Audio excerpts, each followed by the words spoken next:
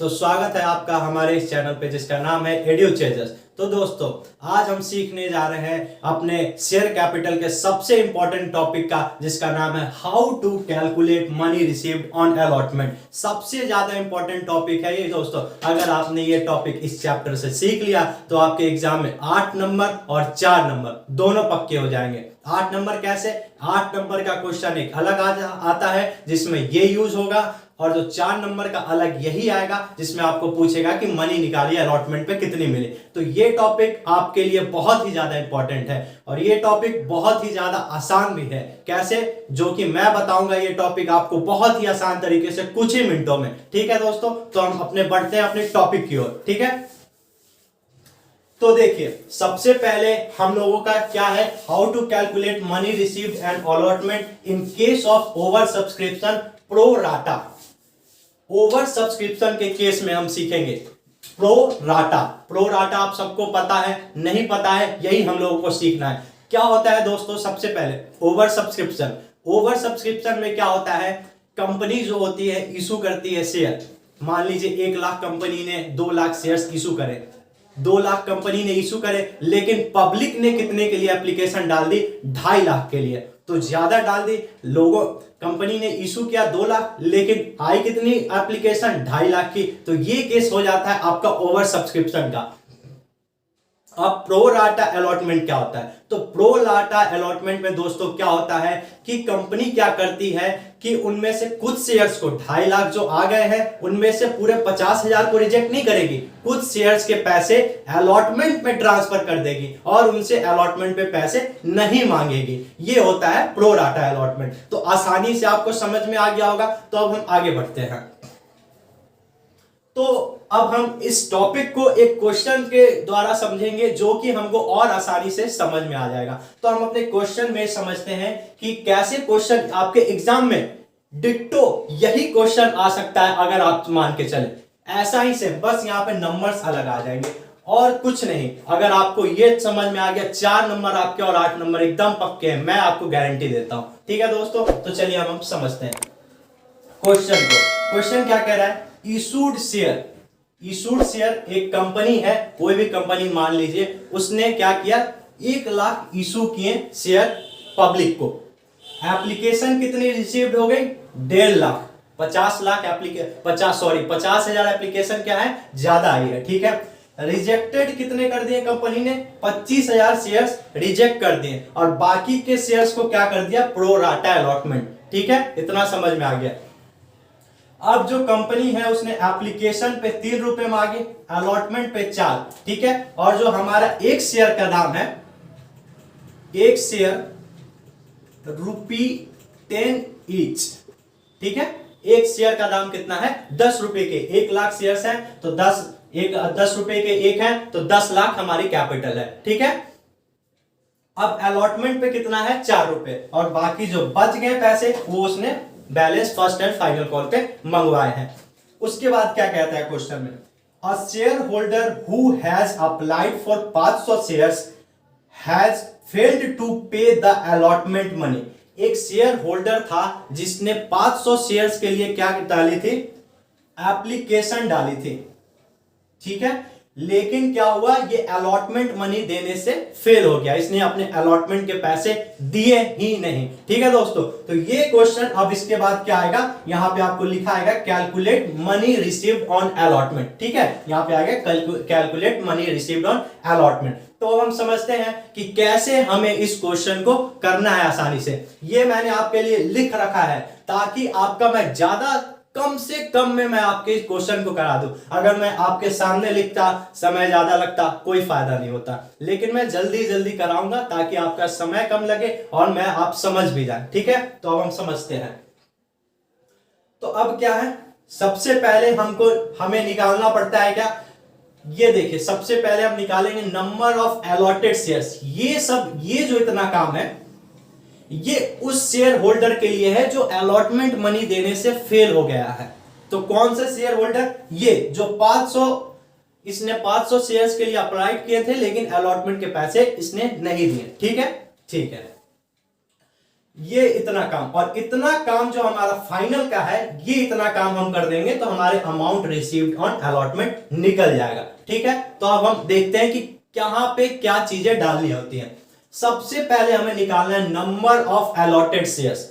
यहां पे दोस्तों देखिए, यहां पे क्या लिखा है, अ share holder who has applied for 500 shares. इसने 500 शेयर्स के लिए अप्लाइड किया था। एक बात बताइए, एप्लीकेशन आ रही है 1,50,000 की और लोगों को शेयर्स मिल रहे हैं कितने, 1 लाख ही शेयर्स है, और जिसमें से 25,000 शेयर्स रिजेक्ट भी कर दी है कंपनी ने।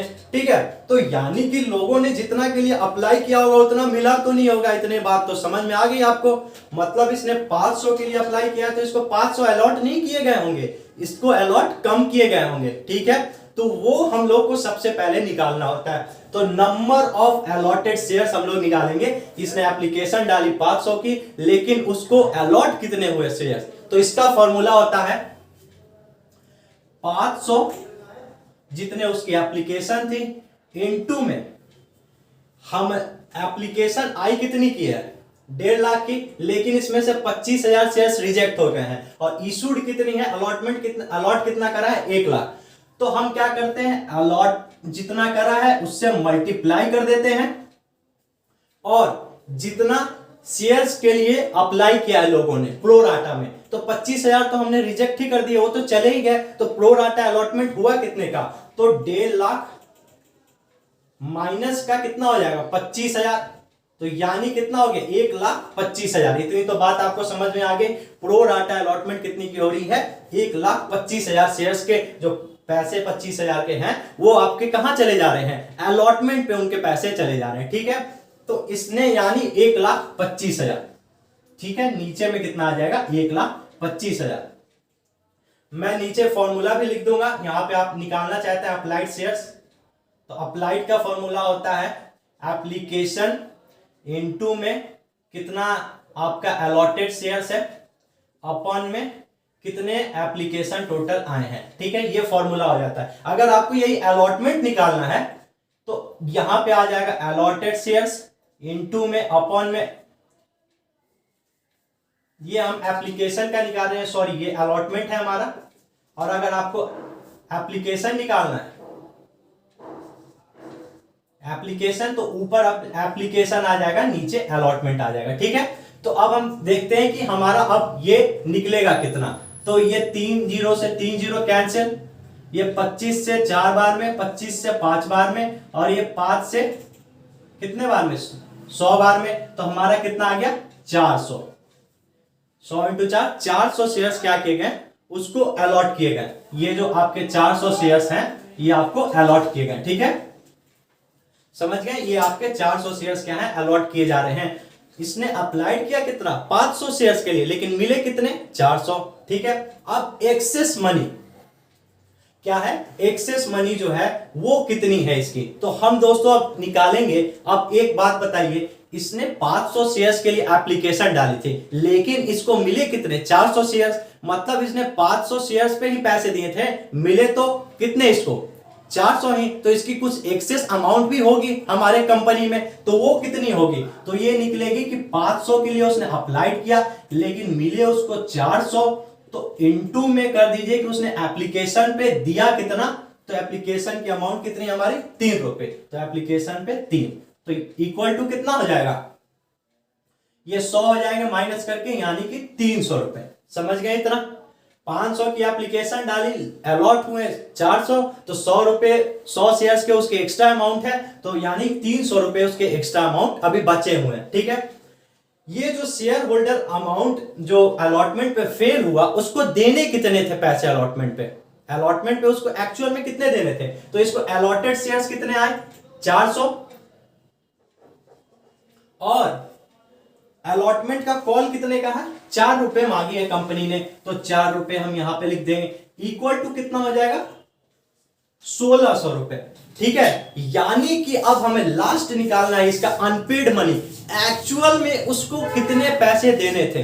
अगर दोस्तों एक बात बताइए, इसके 1600 रुपए बन रहे हैं देने को, लेकिन इसने 300 रुपए पहले ही दे रखा है एप्लीकेशन पे, तो वो तो अभी कंपनी में ही पैसे है, तो कंपनी उस पैसे को इसमें यूज करती। अगर ये शेयर होल्डर एक्चुअल में फेल नहीं होता, अगर उसको अलॉटमेंट पे उसने पैसे देने होते, तो वो कितना देता, इतना में से इतना माइनस करके ही। तो कितना, तो 1600 माइनस में कितना हो जाएगा 300, यानी कि 1300 रुपए।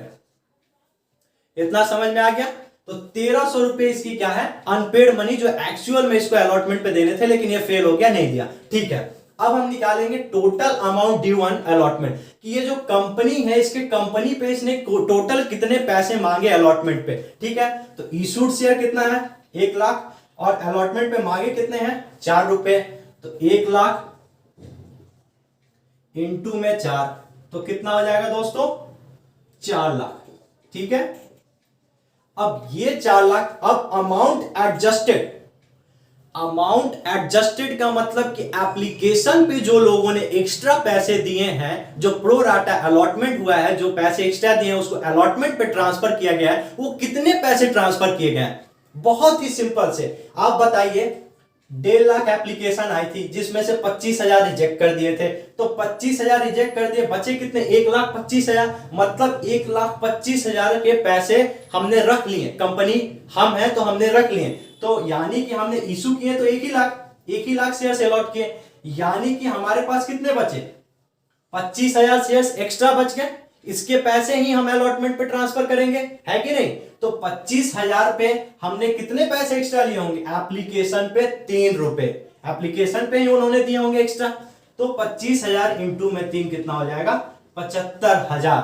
ये आएगा आपका अमाउंट एडजस्टेड में 75,000 रुपीज, जो कि हमने एप्लीकेशन से अलॉटमेंट पे ट्रांसफर करी है। ठीक है, अब कह रहा है अनपेड मनी, हमारी अनपेड मनी कितनी है, तो अनपेड मनी दोस्तों यही वाला, ये वाला अनपेड मनी डिक्टो यहां उतर के आ जाएगा कि इस शेयर होल्डर ने कितने पैसे नहीं दिए, तो इसने कितने नहीं दिए 1300 रुपए।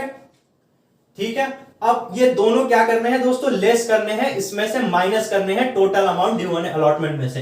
तो 4 लाख में से इतना आप माइनस कर दीजिए, तो 4 लाख में से कितना माइनस करना है